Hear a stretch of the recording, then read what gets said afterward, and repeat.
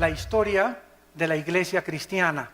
Y vamos a ver desde que se fundó la iglesia en Pentecostés hasta el siglo XXI, cuál ha sido el desarrollo de la iglesia a través de los siglos. Yo no voy a hablar solamente en contra de esta religión o en contra de aquella religión, voy a exponer simplemente lo que la historia dice acerca de la iglesia cristiana, lo que pueden encontrar ustedes en cualquier libro, en la Enciclopedia Británica, metiéndose a cualquier página del Vaticano o del protestantismo, ¿verdad? O del hinduismo, etcétera, etcétera. Pero es importante que ustedes como cristianos sepan y conozcan la historia de la iglesia cristiana. Muy bien, la iglesia cristiana, a la cual llamamos cristiana ahorita en el siglo XX, no es una religión. Vamos a partir de esta base. El cristianismo no es una religión. Religiones son el hinduismo, el budismo, el catolicismo romano, etcétera, etcétera. El cristianismo no es una religión, es una relación personal, viva y dinámica con un hombre. Tú puedes ser católico y no ser cristiano. Puedes ser protestante y no ser cristiano. Puedes ser mormón y no ser cristiano. Puedes ser testigo de Jehová y no ser cristiano. ¿Por qué? Porque la religión no te da el cristianismo, te lo da la persona de Jesús viviendo en tu vida. Entonces, el que tiene al Hijo, 1 Juan capítulo 5, tiene la vida. Pero si tú tienes una simple religión y no tienes a Jesucristo, ni tienes una relación con Él a través de la Biblia, tu cristianismo es una mera religión que te persinas, sacas tu estampita de Tadeo, te echas tu agua bendita y te vas a tu casa y de lunes a sábado eres el anticristo. Entonces, el cristianismo es una persona que ha reconocido sus pecados delante de Dios, que reconoce que Cristo en una cruz pagó por ellos, que nunca hubiéramos podido pagar nosotros por nuestros pecados, que le invitamos a nuestra vida y de ahí en adelante comenzamos a caminar y a seguirlo todos los días a través de la Biblia. Jesús dijo: escudriñen las Escrituras porque ellas dan testimonio de mí. Cualquier persona que me diga que es cristiana y no lee la Biblia, no la medita, ni la estudie, su cristianismo es religioso. Pero no eres un hijo de Dios ni una hija de Dios. La iglesia cristiana tuvo sus raíces en el judaísmo. El Señor Jesucristo fue judío. Los primeros apóstoles fueron judíos. Las primeras iglesias fueron judías. Así como también en el antiguo pacto, lo que usaron los apóstoles, los que escribieron el Nuevo Testamento, todos ellos fueron instruidos en el Antiguo Testamento o en la Torá. Así que tenemos que las raíces del cristianismo se encuentran en el judaísmo. En Hechos capítulo 2 encontramos el primer retrato en la Biblia de lo que es una iglesia cristiana, actitudes que debemos de mantener nosotros también y conservar. Dice Hechos 2:42, y perseveraban en la doctrina de los apóstoles. O sea, los primeros cristianos del siglo I eran discípulos, no eran del domingo nada más, sino que entre semana tomaban estudios con los apóstoles, venían al diplomado, tomaban estudios entre semana, no eran personas de domingo nada más. Los cristianos de domingo nada más son los religiosos, pero no los cristianos. Los cristianos no se conforman con una palabra de Dios el domingo, anhelan, aman, tienen un hambre por la verdad, tienen una pasión que Dios ha encendido en sus corazones como un fuego inextinguible por conocer a Dios. Y si tú no tienes ese fuego que arde dentro de tu vida por conocer a Dios y conocer la verdad, estás muy lejos de llamarte cristiano. Dice la Biblia a continuación que también en la comunión unos con otros, se juntaban unos con otros, comían unos con otros, cenaban unos con otros. Si tú eres cristiano, tus mejores amigos son cristianos. Si tú eres cristiano y tus mejores amigos no son cristianos, no eres cristiano. No significa que no les vas a hablar, pero el cristiano comienza a buscar amistades cristianas que te ayuden a crecer, te identificas con ellos, porque qué comunión hay entre la luz y las tinieblas. Entonces es imposible, ¿verdad?, que una persona que no camine con Cristo pueda identificarse con una persona que camina con Cristo, porque son intereses totalmente diferentes. Dice la Biblia, en el partimiento del pan, o sea, en la Santa Cena y en las oraciones. Estas características eran importantes porque después de que se formó la iglesia, vino la persecución. El mundo dio a Cristo, el mundo crucificó a Cristo, el mundo también tendría que perseguir a los que siguieran a Cristo. Y no ha cambiado las cosas desde hace 20 siglos. Dice la Biblia en el capítulo 7 de los Hechos, versículo 54 al 60. Oyendo estas cosas, se enfurecían en sus corazones y crujían los dientes contra él. Pero Esteban, lleno del Espíritu Santo, puesto los ojos en el cielo, vio la gloria de Dios y a Jesús que estaba a la diestra de Dios, y dijo: he aquí veo los cielos abiertos y al Hijo del Hombre que está a la diestra de Dios. Entonces ellos, o sea, los religiosos, dando grandes voces, se taparon los oídos y arremetieron con él. Versículo 59, y apedreaban a Esteban mientras él invocaba y decía: Señor Jesús, recibe mi espíritu. Y puesto de rodillas clamó a voz: no les tomes en cuenta este pecado, Señor. Y habiendo dicho esto, durmió. Porque de acuerdo a la Biblia, los cristianos no morimos en el sentido de que nuestra existencia cesa. Cuando un cristiano se muere, pasa a otra dimensión. Pasamos a otro plano de descanso eterno de nuestra alma. No dejamos de existir porque somos eternos, porque tenemos al Espíritu de Dios viviendo dentro de nuestra vida. La persecución arreció contra los cristianos. Primero vinieron las advertencias, les prohibimos que prohíban este evangelio. Después los torturaron, comenzaron los azotes y después la muerte. El primer mártir, lo acabamos de leer, se llamó Esteban. La persecución oficial contra la iglesia cristiana comenzó en el año 64 después de Cristo por el emperador romano Nerón. Duró 6 días y 7 noches. Nerón asesinó a 2 millones de cristianos. Ellos fueron quemados en los parques públicos, los echaban a perros rabiosos, los metían a un coliseo donde abrían la puerta a los leones, a los tigres, a las hienas, a perros rabiosos, para que ahí se los comieran y los deshicieran. Y desde ahí en el Coliseo romano, los cristianos, cuando Nerón estaba desde su trono mirando todo, les gritaba: ¿por qué ustedes no me reconocen que yo soy Dios? Y decían los cristianos: solo hay un Dios, el Dios y Padre de nuestro Señor Jesucristo. Y los cristianos del siglo I veían cómo venía el león y le arrancaba a su hijo de 5 años la cabeza enfrente de ellos. ¿Qué harías tú? Y venía el tigre y despedazaba a tu esposa. Y después venían contra ti las fieras. ¿Saben una cosa? Estaban tan llenos del Espíritu Santo que ellos sabían: ok, llegue y le arranca el león la cabeza a mi hijo. ¿Cuánto va a sufrir mi hijo? 30 segundos máximo. ¿Cuánto sufrimos cuando llega el león y nos clava aquí sus dientes en la yugular y comenzamos a desangrarnos? 45 segundos. Pero después de 30, 45 segundos, Cristo estaría esperándolos en la gloria. Cristo estaba esperándolos. La resurrección de Cristo, el hecho de que supieran que Cristo había resucitado de los muertos, fue lo que les impulsó y lo que les llenó de ánimo y de valor para enfrentarse a la muerte. Y dice en Apocalipsis 12 que le hemos vencido porque menospreciamos nuestras vidas hasta la muerte. Para el cristiano el morir es Cristo y el morir es ganancia. Podemos vivir para Cristo, pero cuando morimos, ¿qué es lo máximo que nos puede pasar? Nos está esperando la gloria por causa de que hemos sido fieles a Dios. Pero los cristianos del siglo XXI, ya no voy a la iglesia porque doña Chencha me hizo caras y me hizo fuchi. Ya no voy a la iglesia porque esta no tiene aire acondicionado. Ya no voy a la iglesia. Los cristianos del siglo XXI parece que fueron hechos de mermelada McCormick. Duermen en camas de seda, carros con aire acondicionado, casas con calefacción. Y ahora, como lo vamos a ver más adelante, ahora hasta los predicadores del siglo XX piden ya hospedarse en hoteles 5 estrellas, a que los reciban a la limusina en el aeropuerto y que les den $500 la noche.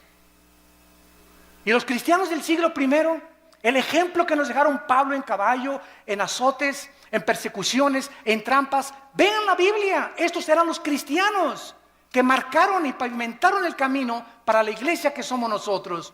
Pero nos hemos tan mal acostumbrado, estamos tan consentidos los cristianos del siglo XXI que ya se nos ha olvidado que no solamente fuimos llamados a creer en Cristo, sino que fuimos llamados a sufrir por Cristo también. Dice la Biblia que después de la persecución fueron esparcidos por todos lados y el evangelio comenzó a expandirse a Europa, a África del Norte y al Medio Oriente. Después se murieron los apóstoles y surgieron los padres de la iglesia, que se llamó los padres apostólicos en el siglo II y III después de Cristo. Se caracterizaron por comenzar a ser discípulos. Los apologistas defendieron la fe, los polemistas defendieron las herejías y los teólogos estudiaban la teología para acabar con las herejías que estaban entrando al cristianismo. Ahorita en el cristianismo, en el siglo XXI, yo que estoy viajando por todo el mundo ahora, me doy cuenta la condición tan patética, tan lastimera y tan triste en la que viven la mayoría de los cristianos. Se comen todo, lo creen todo, hemos llegado a abandonar la Biblia. Si un predicador es famoso le creen, pero ya no estudian la Biblia y ya no hay defensores de la fe, ni personas que tengan el celo de Dios de poder defender la palabra con su propia vida.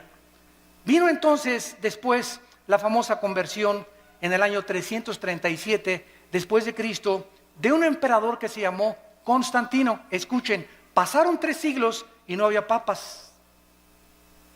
Pasaron 350 años sin tal cosa como que Pedro fue el primer papa. Si Pedro fue el primer papa, por favor, Virgen de los Remedios, ¿quién fue el segundo papa?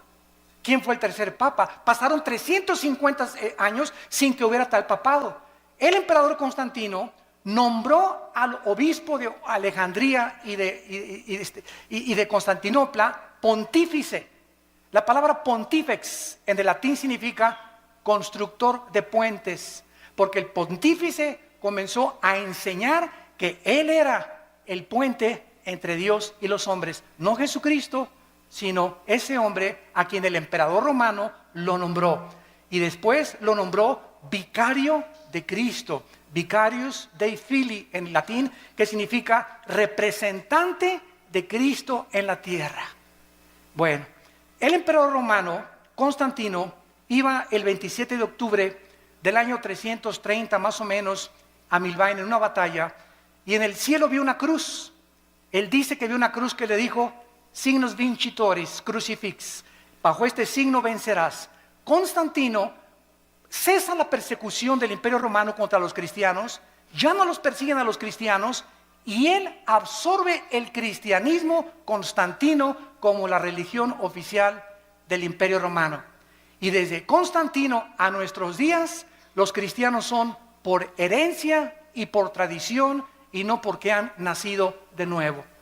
Mi mamá fue católica, yo soy católico. Mi papá es budista, yo soy budista. Y así los padres heredan la religión sin que los hijos se hayan convertido a Cristo verdaderamente. Quiero decirles que Teodosio en el año 395 hizo oficial el decreto y ahora los cristianos, todos absolutamente, por ser hijos de padres cristianos, eran cristianos también. Vinieron después, en el siglo IX y X, en el año 1095, las cruzadas. El Vaticano, para recobrar la Tierra Santa de los musulmanes, ordenó 7 cruzadas en total. El papado apareció por primera vez hasta el siglo VI. 600 años pasaron sin que hubiera un jefe representante de todos los cristianos en el mundo. Alcanzó su cenit el papado en el siglo XIII y desde entonces hasta el siglo XVIII ha comenzado a menguar la influencia de Roma sobre el pueblo. La palabra papa significa pater en el latín, que fue aplicada a los padres de la iglesia. En el año 500 después de Cristo comenzó a limitarse al obispo de Roma nada más y después se convirtió en el papa o en el jefe de todo el sacro imperio romano. Durante 500 años, repito, no hubo papas. El primer papa, apúntalo, fue Gregorio I. El primer papa funcionando desde el Vaticano en el año 590 después de Cristo fue Gregorio I. Cuando el papa asumió el Vaticano, cerraron la Biblia y se hizo un decreto que nadie podía leer la Biblia. Le pusieron un candado a las escrituras más que con el permiso del Vaticano. Muy bien, cerraron la Biblia y entonces los hombres comenzaron a introducir al cristianismo más de 30 herejías. Permítanme leerles algunas de ellas. En el año 375 después de Cristo comienzan a decir el obispo que a los santos son intercesores de nosotros. En el año 450 se establece el celibato sacerdotal, que un hombre para servir a Dios no necesita estar casado, necesita estar soltero para servir a Dios. De ahí viene el grande problema de la pederastia, que últimamente han culpado a millones de personas y de obispos y cardenales que han protegido a muchos curas que violan a los niños menores de edad. ¿Por qué? Porque los pobres sacerdotes, ¿verdad?, les prohíben casarse y ahorita se calcula que el 80% de los sacerdotes en el mundo tienen una esposa. A escondidas, de luego, debajo de la cama la tienen ahí guardada. Y la mayoría de ellos tienen hijos también, porque el Vaticano no ha querido entender que la Biblia en 1 Timoteo capítulo 3 la Biblia ordena que los hombres de Dios es mejor que estén casados.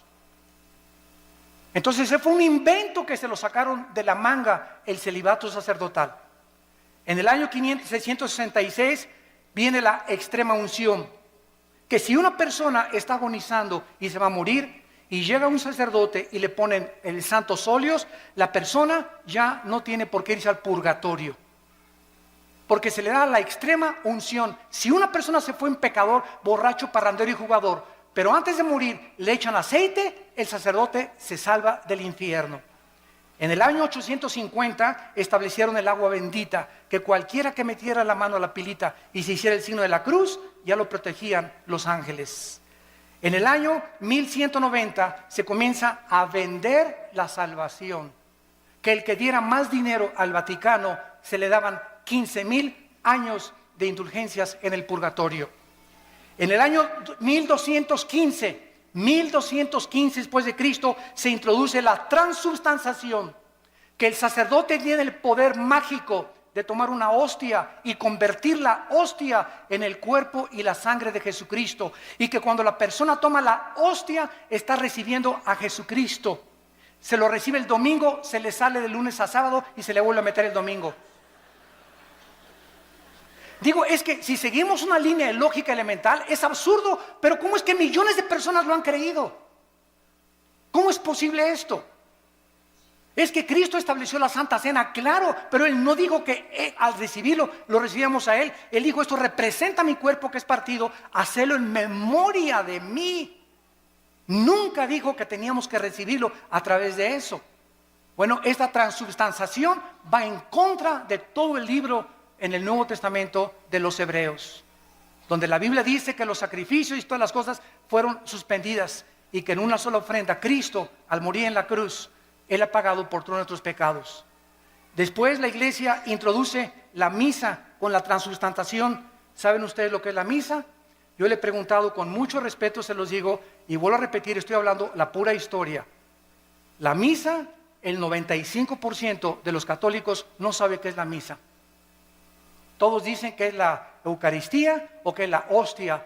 De acuerdo al Segundo Concilio de Trento, apúntalo, el Segundo Concilio de Trento estableció la misa es la repetición del sacrificio de Cristo por los vivos y por los muertos. Cuando el padre entra al altar, levanta la hostia, y yo me acuerdo cuando yo fui acólito, me acuerdo todavía del latín, el padre dice, me introduzco al altar de adeum qualifica juventudes meam, quera mis pea, quera mi idea, quera mi repulistis. Me introduzco al altar de Dios a ofrecer el sacrificio por los vivos y los muertos. En otras palabras, lo que Cristo hizo en la cruz, se lo brincan. Y están matando a Cristo, volviendo a repetir el sacrificio de Cristo por los vivos y por los muertos. Esto es lo que es la misa. Por eso a los cristianos se nos prohíbe en Efesios 5, en 2 Corintios capítulo 6, que no hay comunión entre la luz y las tinieblas. No podemos los cristianos participar de un rito donde están ofendiendo lo que hizo Cristo en la cruz del Calvario. En el año 1303 se declara la peor de las herejías, que fuera de Roma no hay salvación. Que es la iglesia la que salva, no Cristo. La iglesia romana es la única que puede salvar. 1546 se agregan a la Biblia los libros apócrifos, que son más de 11 libros que no fueron aceptados como el canon de los padres apostólicos. En 1860 se declara la infalibilidad papal. ¿Qué significa? Que el Papa no puede cometer errores al hablar ni al dar una encíclica. Lo que el Papa dice es Dios hablando. En 1860 se decretó que la misa, fíjense ustedes, que el Papa es infalible, que no puede equivocarse. Muy bien, pasan aproximadamente como un siglo, 1960 y 61, y el Papa Juan XXIII, un Papa gordito, a mí me caía muy bien porque era muy honesto. El Papa Juan XXIII, por primera vez desde el año 350 después de Cristo, por primera vez en la historia, el Papa Juan XXIII, en 1961, abre la Biblia. Y comienza a leer y comienza a decir, ah caray, ah Chihuahua, cuánto apache. Dios mío, pero ¿qué es esto? Dios mío, pero ¿qué es esto? Dios mío, pero este libro lo hemos abandonado. Y entonces el Papa Juan XXIII manda quitar la misa en latín. Y ya no se da en latín la misa. Ustedes que son de los 50 o que eran niños en aquella época se acordarán que entrábamos a la misa y era en latín. Ahora es en cualquier lado. El Papa Juan XXIII manda quitar las imágenes de las iglesias, porque él se da cuenta que los santos no merecen nuestra adoración. ¿Cómo nos vamos a hincar delante de una estatua? Y manda quitar las estatuas de todas las iglesias. Hay muchas que los siguen todavía llevando porque son iglesias muy radicales. Pero el 80% de las iglesias católicas en el mundo ya no tienen imágenes más que de María de vez en cuando. El Papa se declara infalible. En 1634 se promulga que solo el Papa puede decir quién es santo y quién no es santo en la famosa canonización. Que si una persona se muere, el Vaticano investiga si esa persona nunca rompió un plato, o si esa persona hizo un milagro, para que se le pueda decir que es santo. Si tú lees el Nuevo Testamento, y les digo a todos mis hermanos católicos en el mundo que nos escuchan, que son verdaderamente cristianos, todas las epístolas a los Corintios, a los Efesios, a Filipenses, a Colosenses, a Tesalonicenses, comienza Pablo a los santos de Corinto, a los santos de Filipo, a los santos de Efeso. La Biblia nos declara santos en vida, no después de muertos. ¿Por qué? Porque la palabra santo no significa que seamos buenos. La palabra agios en el griego, que se tradujo santo, significa apartados para el servicio de Dios. De buenos no tenemos nada más que a Jesús dentro de nosotros, porque somos unidos dentro de maldad. Y por eso no podemos confiar en la maldad tan grande que tenemos dentro todos nosotros. Lo único bueno que existe en nosotros es la vida de Jesús. Por eso el Espíritu Santo quiere que dejemos vivir a Cristo y morir nosotros a la carne y crucificar nuestras pasiones y deseos para que la vida de Jesús se pueda manifestar a través de nuestra carne mortal. Esa es la vida cristiana, dejar vivir a Jesús mi vida. No ya yo, sino Cristo vive en mí. Y lo que vivo ahora en la carne, lo vivo en la fe por el Hijo de Dios. En el año 2000, que nos toca a todos nosotros, el Papa Juan Pablo II declara a María corredentora junto a Cristo de nuestra salvación. No solamente Cristo murió por nuestros pecados, María también. Los cristianos, déjenme decirles, respetamos a la Virgen María más que cualquier católico. Los católicos le han dicho de los Remedios, de los Lagos, de Zapopan, de la Macarena, de los Remedios, y le han puesto nombres de Guadalupe, y la Virgen no se llama Lupita, ni se llama de Zapopan, la Virgen se llama María. Y nosotros la respetamos como la madre de Jesús y como una mujer increíblemente humilde. Pero ella no murió por sus pecados. Ella en Lucas capítulo 2, y esto está en las Biblias católicas, dice: me regocijo en Jesús mi Salvador. María le llama a su hijo su Salvador. ¿Cómo es posible que podamos creer que ella también está pagando por lo? Ella no fue crucificada. Es Cristo el único que merece la gloria, el Hijo de Dios.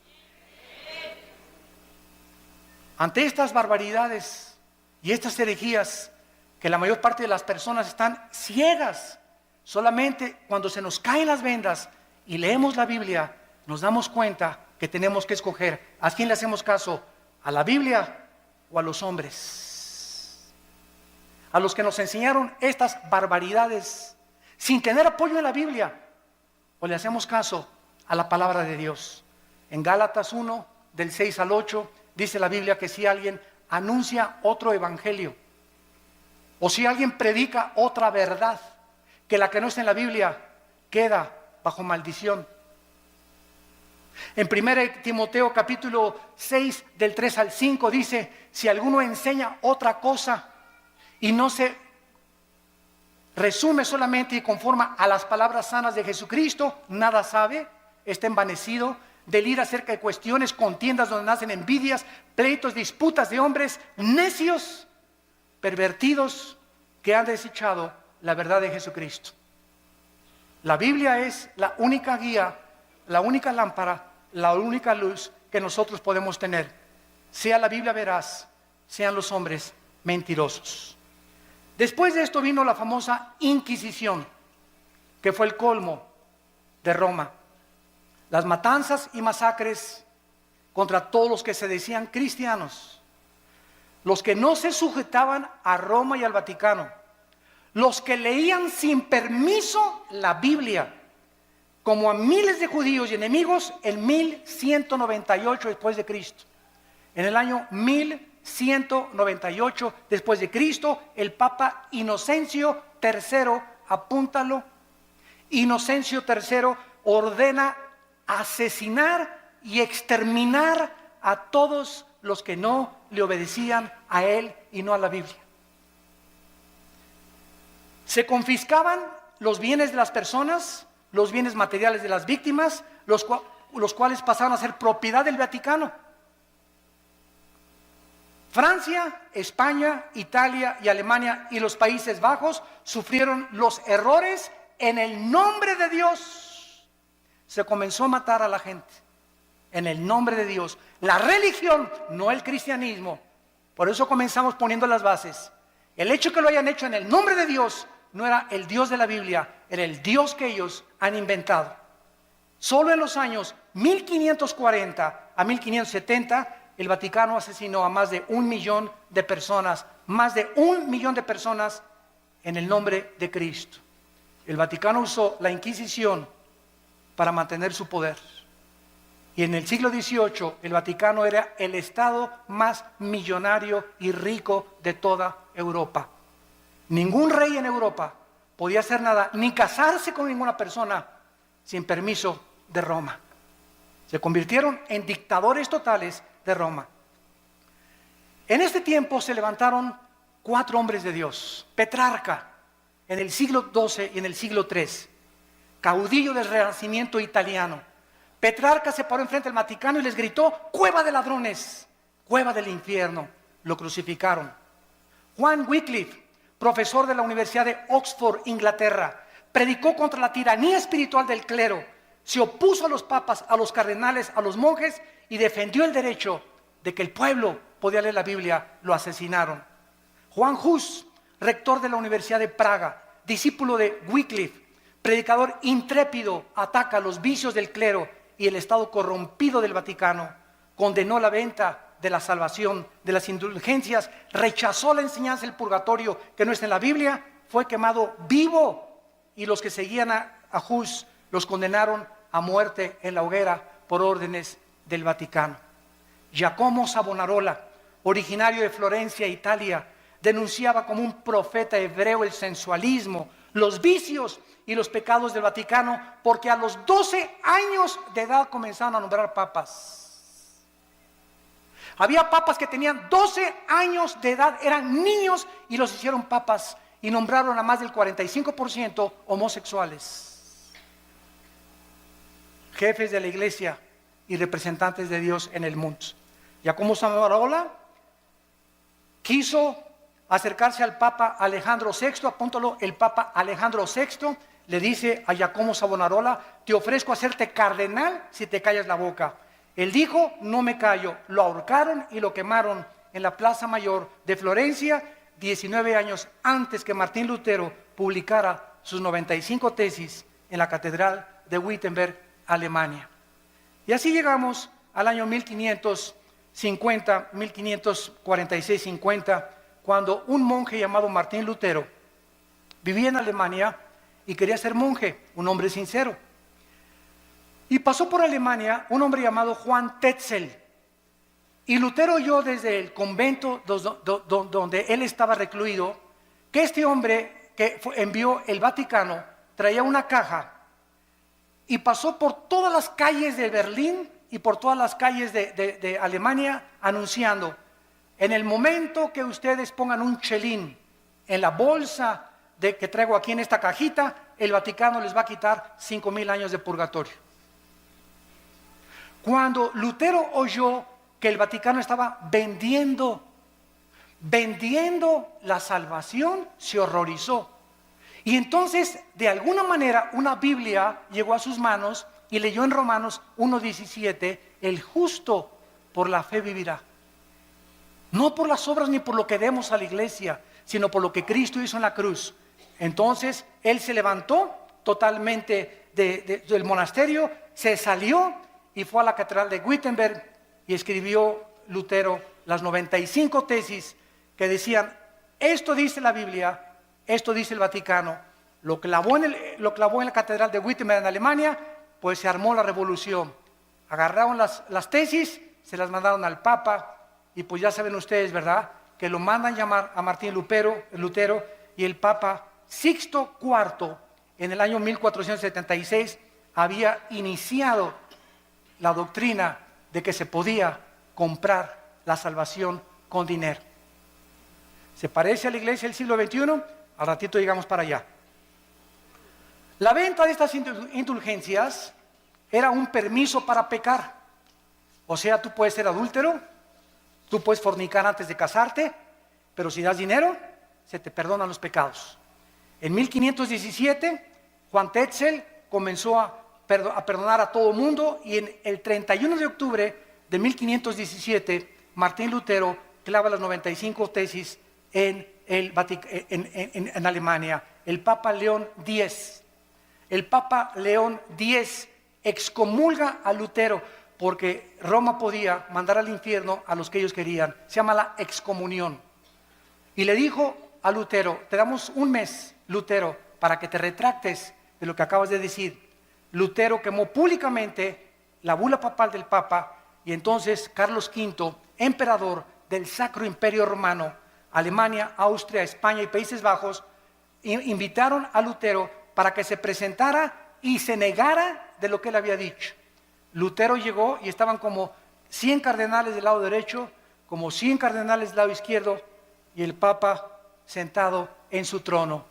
Y le dijo el Papa enfrente de todos el juicio que le hicieron: Martín Lutero, niegas lo que tú escribiste. Y Lutero llegó con la Biblia. Y Lutero dijo: aquí están las Sagradas Escrituras. Si cualquiera de ustedes que están aquí me demuestran con la Biblia que yo estoy equivocado, me arrepiento y niego lo que yo escribí. Nadie se pudo levantar para debatir a Lutero, porque nadie había leído la Biblia en 500 años.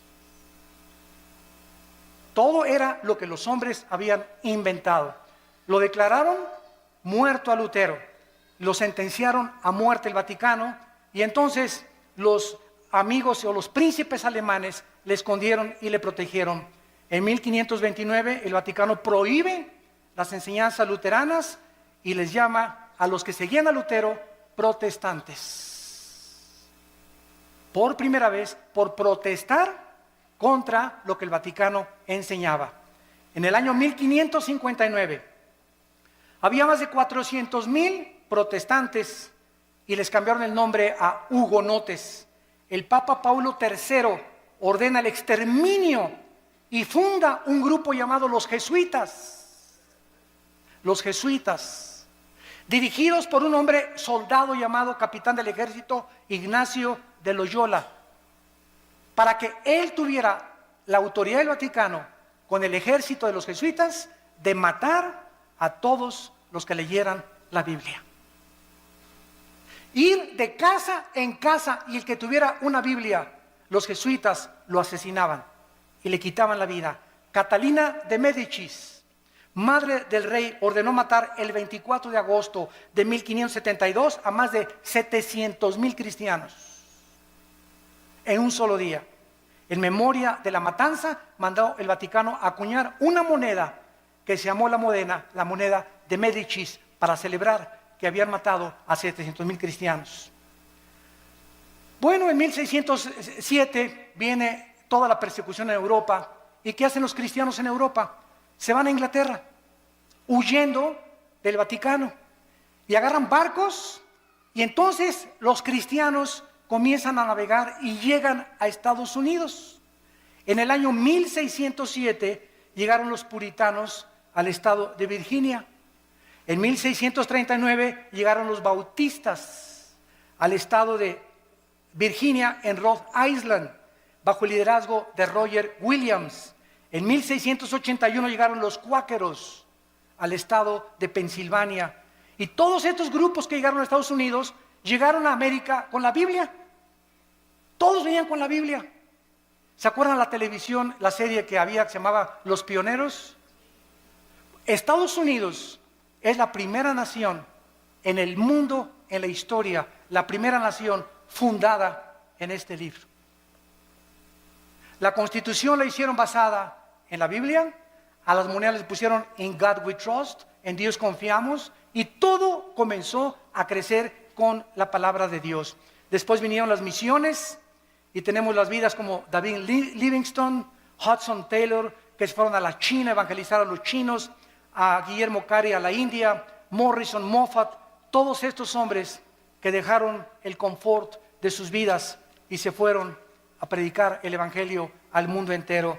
Y entonces llegamos al siglo XIX, o el siglo, finales del siglo XIX, principio del siglo XX, cuando comienza la apostasía de las iglesias protestantes o cristianas, como les llamamos ahora, evangélicas.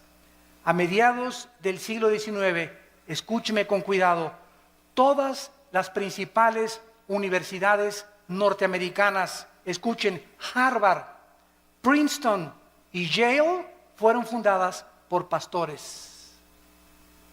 Las más grandes universidades del mundo ahorita, Princeton, Yale y Harvard, fueron fundadas por pastores con principios de la Biblia.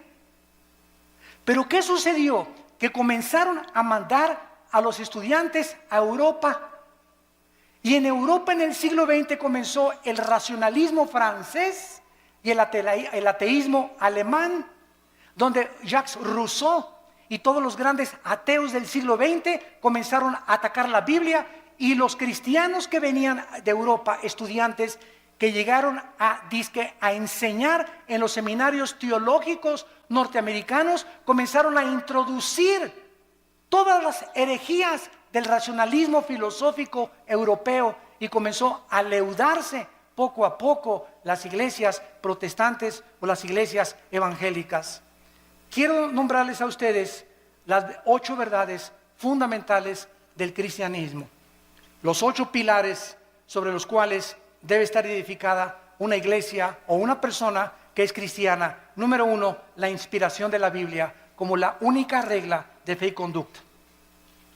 Solo la Biblia es nuestra regla de fe y conducta, no la Biblia más los sacramentos, la Biblia más la perla de gran precio, como los mormones, la Biblia más doctrinas y convenios de los mormones, la Biblia más las enseñanzas de la atalaya como los testigos de Jehová. Todas las sectas se caracterizan por la Biblia más otra cosa.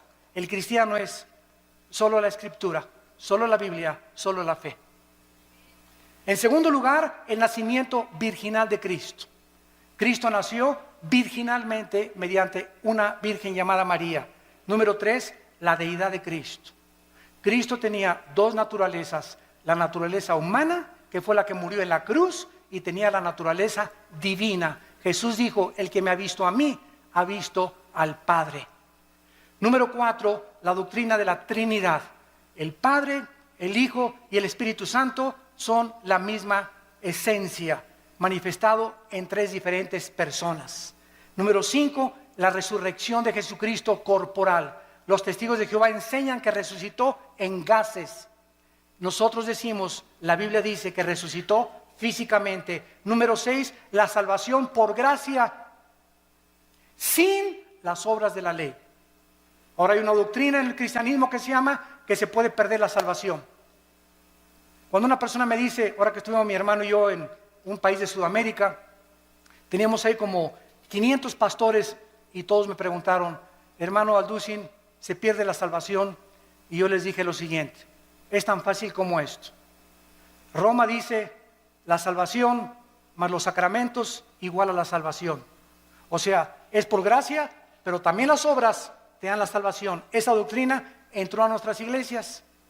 Y ahora los que dicen que se pierde la salvación, dicen esto, no, yo acepto que Cristo me salvó por gracia, pero me tengo que portar bien y ya no tengo que pecar para poder entrar al cielo. O sea, están agregándole méritos a la obra de Cristo. Hay 5 pasajes en el Nuevo Testamento que implican o que parecen enseñar que se pierde la salvación. Como Apocalipsis 3:5, el que no venciere será borrado del libro de la vida. A ver, hermano, aquí dice que será borrado el libro de la vida. Le digo, mira, léelo con cuidado, por eso tenemos que estudiar la Biblia. ¿Quiénes va a borrar del libro de la vida? Los que no son vencedores. Ah, pues sí, ¿verdad? ¿Y quiénes son los vencedores? 1 Juan 5, 4 y 5, los que somos hijos de Dios. Entonces, claro que los somos hijos de Dios, nunca van a ser borrados del libro de la vida. Ah, pues chino, chavieso.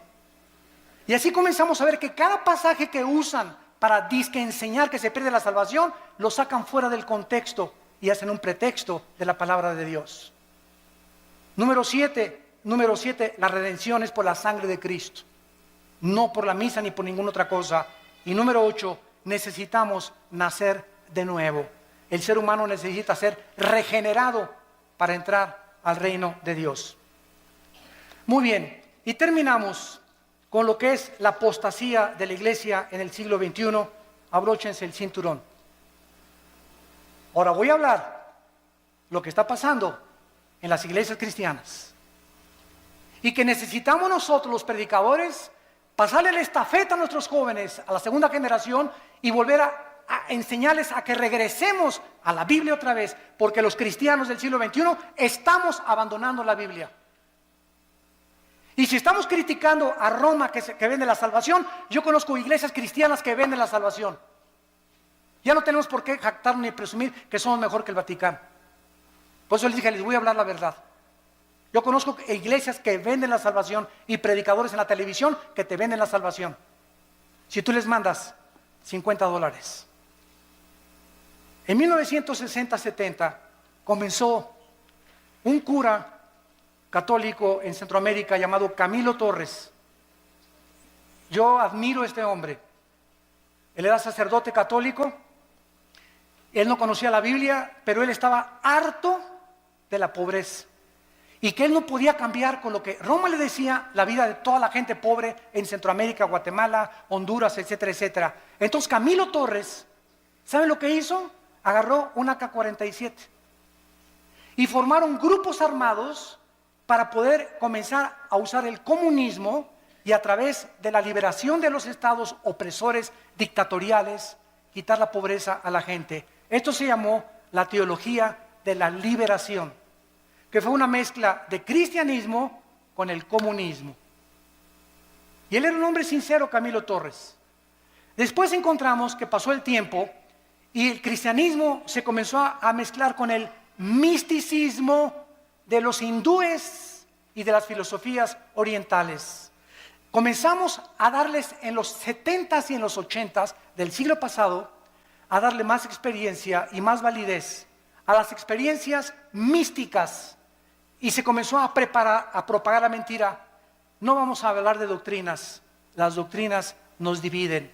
Si leemos las cartas de Timoteo, le dice Pablo a Timoteo, predica la doctrina.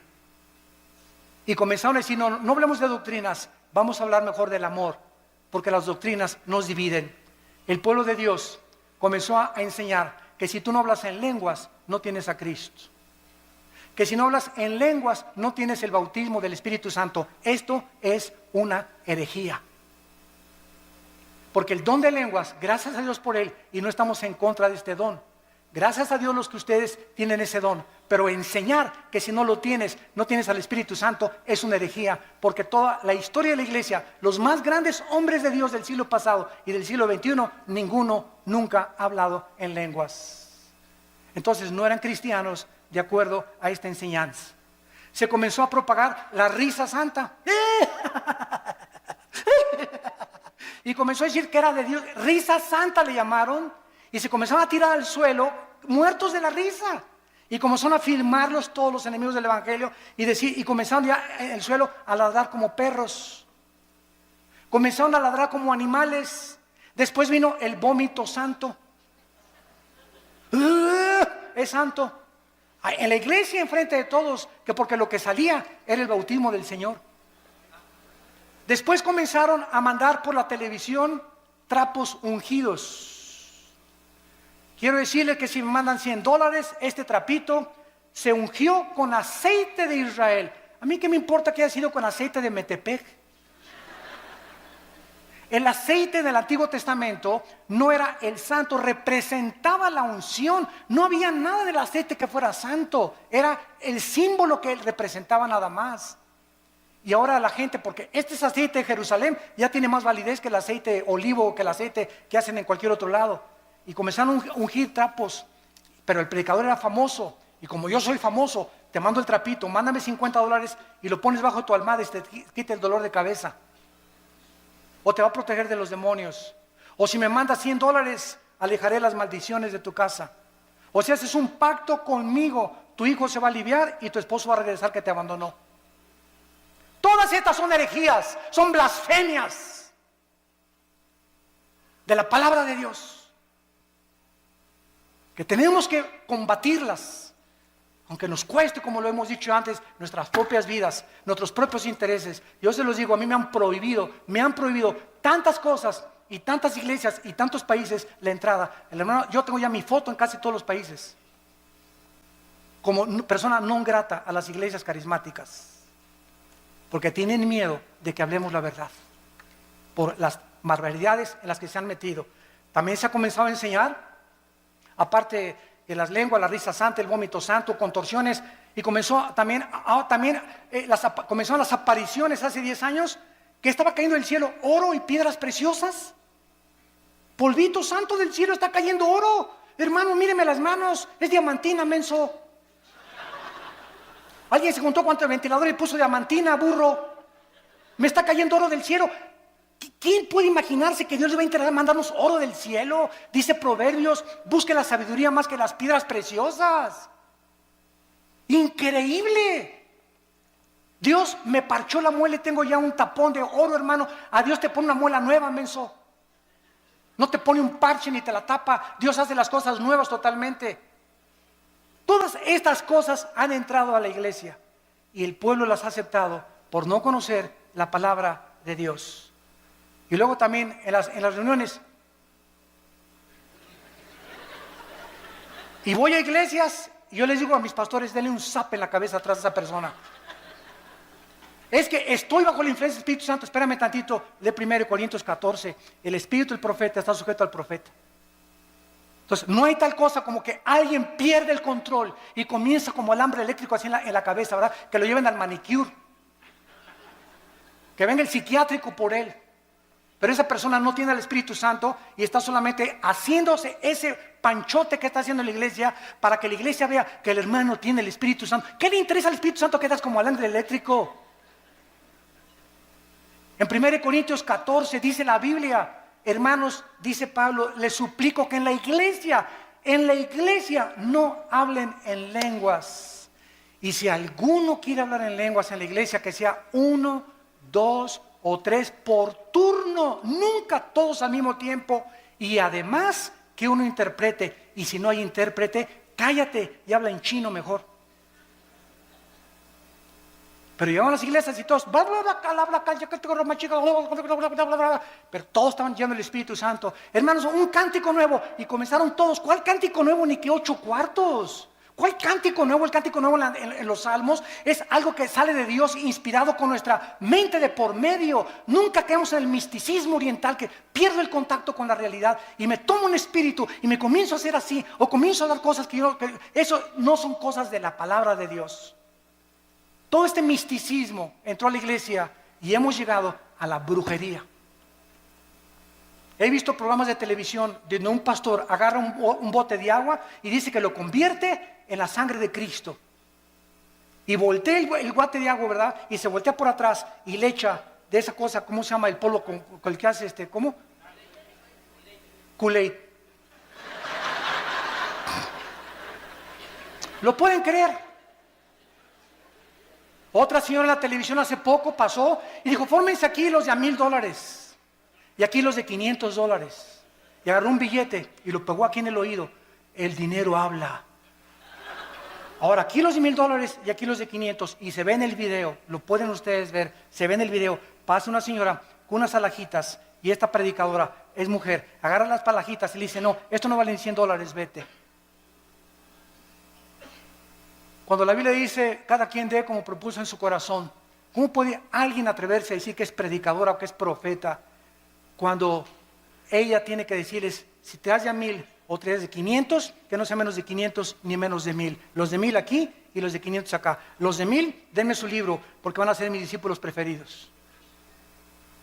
A eso está llegando la iglesia cristiana y todos están como mensos, creyéndose todo, comiéndose todo, y ya no hay discernimiento absolutamente de la palabra de Dios. Y ahora viene también la teología de la prosperidad. Virgen de la Macarena. Se enseña que Dios quiere que todos seamos ricos, que si tú mandas una ofrenda te vas a hacer rico o te vas a tener la prosperidad económica. Y claro que Dios quiere prosperarnos. Y claro que Dios quiere bendecirnos. Segunda de Juan. Yo quiero que prospere tu vida y tu vida espiritual y tu vida social y tu vida económica, pero nunca se predica el precio que hay que pagar para esta bendición de Dios, y es la santidad. No es mandar para que Dios me dé, comenzamos a vender y comenzamos a hacer negocio con Dios. Es como los famosos pactos, ¿verdad? Los pactos ya se acabaron. A Dios le haces promesas, los pactos los inicia Dios. Ya no hay ninguna cosa que un hombre haga pactos con Dios. Hacemos los pactos nosotros, ya estamos bajo el pacto de sangre y ese pacto es incondicional. Ya no hay ningún otro pacto que hacer más que obedecer las sagradas escrituras. Cobrar por predicar. Me hablan el otro día de un país de Sudamérica. Hermano Alducin, lo invitamos a una cruzada aquí. Sí, con mucho gusto voy a orar. ¿Cuántos van a ser sus honorarios? ¿Cuánto van a ser sus honorarios? Me preguntan muchos pastores que nos están oyendo por televisión también. ¿Cómo que cuántos son mis honorarios? Pues sí, hermano, es que los predicadores que hemos invitado nos cobran $500 la noche con traje oscuro, con traje azul. Si quieren que llore, $50 más. Da risa, ¿verdad? Pero es la verdad. Que los recojamos en limusín, de desayuno, queso, cottage con uvas nada más, con agua una tal marca, que los transportemos en helicóptero, y el que trae avión, que le paguemos $10,000 para la gasolina del avión.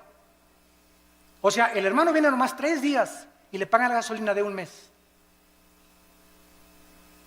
Y les digo a los hermanos pastores, esos son mercenarios del Evangelio. Mercenarios del Evangelio, blasfemos del Evangelio. Dice 1 Corintios capítulo 9. Versículo 16, 1 Corintios 9, 16. Si anuncio el Evangelio, dice Pablo, no tengo por qué gloriarme. Me es impuesta necesidad. Y ay de mí si no anunciar el Evangelio, por lo cual, si lo hago de buena voluntad, recompensa tendré. Pero si de mala voluntad, la comisión me ha sido encomendada. ¿Cuál es mi galardón? Que predicando el Evangelio, presente gratuitamente el Evangelio de Cristo. ¿Qué me dicen los hermanos? Bueno, ¿qué nos pide entonces, hermano Alducin? Miren, pues págame el avión y un hotel, no importa si es una estrella. Ahora que fui a Guatemala estuve en un hotel, ¿verdad? De una estrella, creo que el ventilador casi me cae en la cabeza. Anduve 2 veces en burro y en caballo. No había ni en qué transportarme al estadio donde fue la cruzada de casi la mayoría de indígenas. Imagínense ustedes, ¿somos mejores que Cristo y que Pablo nosotros? ¿Qué pastores pirruration y qué nada? Exigir esas cosas, ¿cómo es posible? Que hemos llegado a ese grado. Nos hace llorar, nos hace hervir de enojo con una ira santa contra la palabra de Dios. Lo que han hecho estos hombres y que están aceptándose como algo normal, porque lo peor de todo es que ya es algo normal, se está aceptando igual ya, los músicos igual, $15,000 si quieren un concierto. Oiga, pues que nadie se pague la vez, pues junten dinero y que los mande su iglesia. Nunca el cantante o el predicador es un negocio, es un ministerio llamado por Dios. Yo les digo a los hermanos, páganme el avión y el hotel, si me quieren acostar en el suelo, una cama de piedra. ¿Por qué acepto la invitación? Porque oré y Dios me quiere mandar a ese país. Y sabe una cosa, si ustedes me quieren dar una ofrenda, dénmela. Y si no me quieren dar una ofrenda, no me la den, porque yo no voy por ustedes, yo dependo del Dios Altísimo que está en el cielo.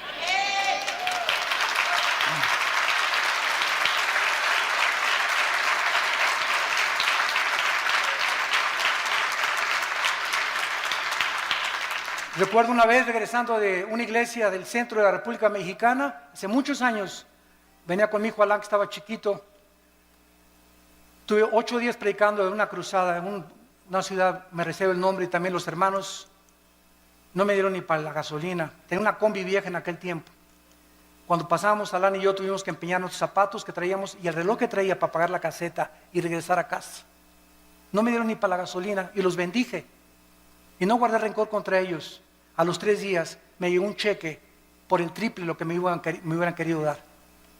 Nuestra provisión. ¿De dónde viene nuestro socorro? ¿De dónde? Acuérdate de eso.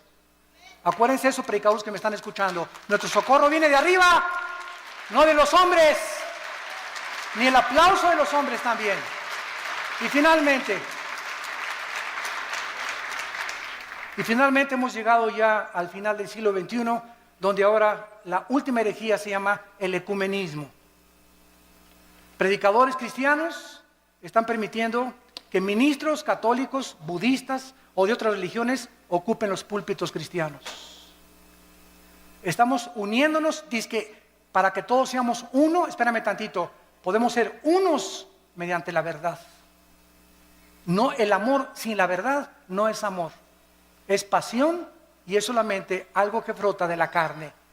Es que mis hermanos católicos, mis hermanos mormones, espérame tantito, dice la Biblia que hermanos somos los que tenemos a Cristo.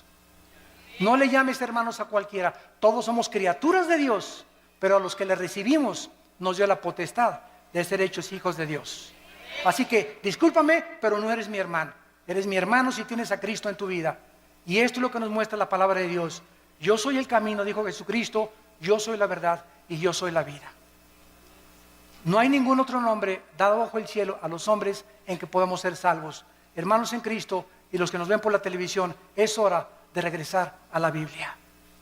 Es hora de volver a desenterrar estas verdades escondidas que están siendo pisoteadas y aceptadas por el mundo entero. Aunque seamos desechados y rechazados, porque los hombres de Dios al final quedan solos en su vida. ¿Somos más grandes que Cristo? Abandonado por todos los discípulos. ¿Somos más grandes que Pablo? En una prisión en Roma, Pablo me abandonó. Alejandro, el calderero, el único que tenía era Timoteo. ¿Dónde están todos los que sané, dijo Cristo en la cruz? ¿Dónde están todos los demonios que le saqué a las personas? ¿Dónde están todas las personas que multipliqué el pan y les alimenté? Cristo murió solo en la cruz. ¿Somos mejores que Él? ¿Y por qué buscamos entonces la grandeza el reconocimiento y el aplauso de los hombres o una posición de autoridad en la iglesia. No busques grandezas, dice el profeta Jeremías. Busca a Jesucristo con todo tu corazón, con todas tus fuerzas y con toda tu alma, porque es el más grande mandamiento de todos. Oremos. Padre, te damos gracias por estas verdades de tu santa palabra. Levanta una generación nueva, Señor. Hombres inflamados con la pasión del Espíritu Santo. Que contendamos ardientemente por la fe que nos ha sido dada una vez, nada más. Pero ustedes, amados, tengan memoria de las palabras que antes fueron dichas por los apóstoles de nuestro Señor Jesucristo. Que en los últimos tiempos vendrían burladores, andando según sus malvados deseos. Padres abandonando a sus hijos, madres abandonando a sus hijos, jóvenes dándole rienda suelta a sus pasiones sexuales, divorcios, pederastia y depravación moral. Estos son los que causan divisiones, los sensuales que no tienen al Espíritu. Pero ustedes, amados, edifíquense sobre vuestra santísima fe